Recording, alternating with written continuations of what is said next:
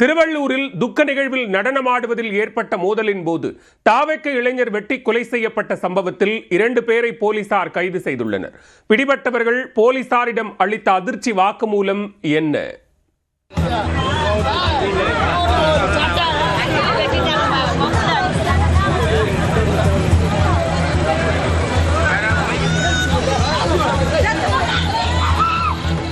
திருவள்ளூர் மாவட்டம் கடம்பத்தூர் அருகே உள்ள அகரம் கிராமத்தில் பெண் ஒருவர் உடல்நலக் குறைவால் உயிரிழந்துள்ளார்.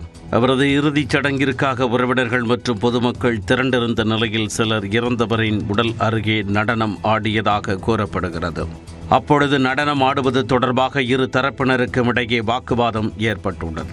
ஒரு கட்டத்தில் வாக்குவாதம் முற்றி கைகலப்பு ஏற்படும் சூழல் உருவான நிலையில் அங்கிருந்தவர்கள் இரு தரப்பினரையும் சமாதானப்படுத்தியுள்ளனர். அதன் பிறகு இறந்த பெண்ணின் உடலை தகனம் செய்வதற்காக இறுதி ஊர்வலம் புறப்பட்டுள்ளது. சுடுகாட்டிற்கு உடலை எடுத்துச் சென்ற பொழுதும் ஏற்கனவே ஏற்பட்ட பிரச்சனை மீண்டும் வெடித்துள்ளது.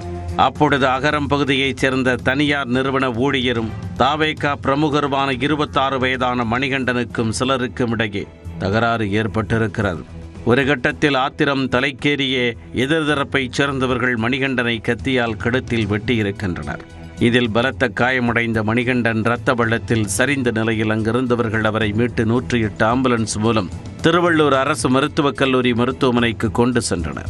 பின்னர் மேல் சிகிச்சைக்காக சென்னை ராஜீவ்காந்தி அரசு மருத்துவமனைக்கு மாற்றப்பட்டு தீவிர சிகிச்சை அளிக்கப்பட்டது. இதனிடையே மணிகண்டனை வெட்டியவர்களை கைது செய்ய வலியுறுத்தி அவரது உறவினர்கள் திருவள்ளூர் சுங்குவார் சத்திரம் சாலையில் மறியலில் ஈடுபட்டனர்.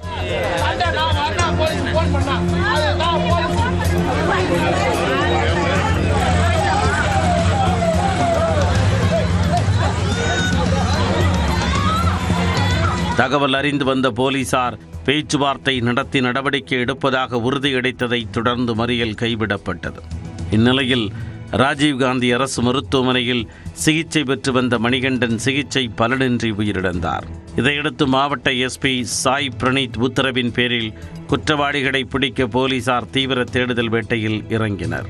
தலைமறைவாக இருந்த கசவநல்லாத்தூர் பகுதியைச் சேர்ந்த 23 வயது கார்த்தி மற்றும் செஞ்சி பணம்பாக்கத்தைச் சேர்ந்த 26 வயது விஜய் ஆகிய இருவரையும் போலீசார் கைது செய்தனர்.